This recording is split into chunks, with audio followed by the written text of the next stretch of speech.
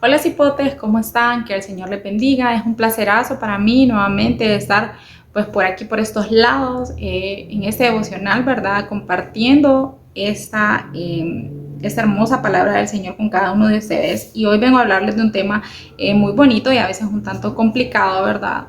Para todos nosotros como seres humanos, porque implica que dobleguemos una parte de nosotros, de nuestras ideas, de nuestros pensamientos o de nuestros sentimientos, hasta de nuestras acciones, ¿verdad? Que nos retractemos de ellas. ¿Y de qué les quiero hablar? De aprender a pedir perdón y a perdonar. Qué difícil decir la palabra perdón. Muchas veces nosotros enseñamos acerca del perdón o leemos algo y se nos hace fácil la pucha, hay que hacer eso, hay que hacer lo otro, pero cuando nos toca emplearlo, ahí el pequeño detalle, es como dicen las abuelitas, ahí es donde la mula botó a Genaro. Entonces, para que nosotros podamos, ¿verdad?, empezar el tema, quiero primero despejarles, conforme a lo que yo encontré, ¿verdad?, qué significa la palabra perdón. Y dice que la palabra perdón es un compuesto de dos vocablos. Per, que significa paso o dejar pasar, y don, que quiere decir regalo, por lo cual implica dejar a un lado la ofensa, ya que nosotros seamos ofendidos o que nosotros hayamos ofendido a alguien, ¿verdad? Otra descripción dice así: es una obligación moral que contribuye a la paz. Quiere decir que debemos de perdonar para vivir saludablemente. Y esa me llamó mucho la atención porque dice que debemos de perdonar para vivir saludablemente. Qué impactante es saber que una falta de perdón puede afectar nuestra salud mental y nuestra salud emocional.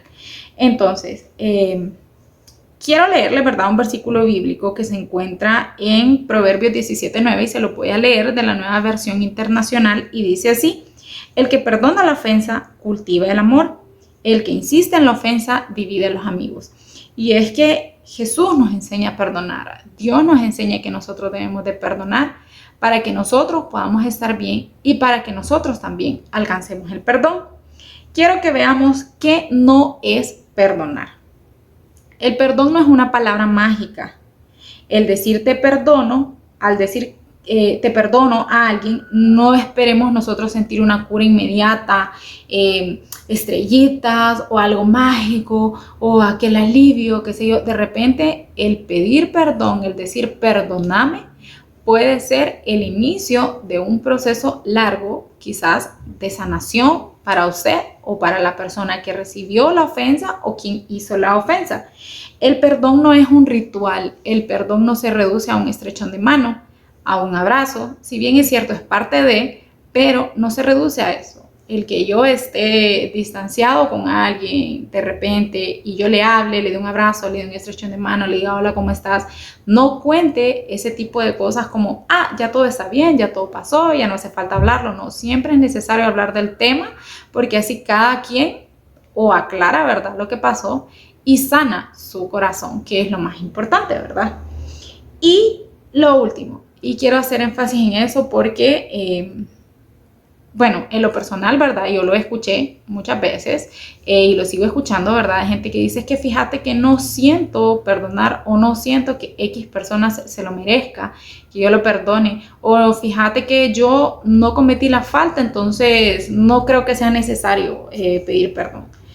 El perdón no es un sentimiento. El perdón no es algo que usted va a sentir y va a decir: ay, siento perdonar a esa persona porque ya recapacité, porque ya reflexioné, o siento pedir perdón porque sé que estoy en el error. No vamos a sentir esa satisfacción de decir siento. Más bien, cuando nosotros sabemos que debemos de perdonar X cosa que pasó o que debemos pedir perdón por algo, más bien nos empezamos a sentir nerviosos porque cómo va a reaccionar la otra parte, ¿verdad? Entonces, el perdón no es un sentimiento.